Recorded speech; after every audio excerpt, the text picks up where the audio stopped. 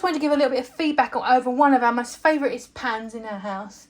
We love a good pan here. This is our little Tefal non-stick egg pan, and this is the perfect size to fry a egg, which we do love doing here. I love a cheeky egg on toast in the morning for breakfast, and also things like if you want to toast a few like peanuts, if you're doing a stir fry, it's nice to have some like a little pan to manage you to do that.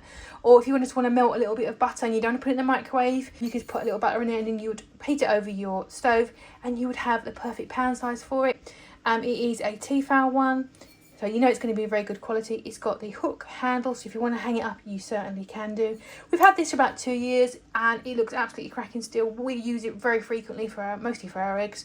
But yeah, we are really chuffed with this little pan. It's very useful. It's one of the ones you need, and you don't need you need it until you need it, and it's very useful to have. So it's only tiny.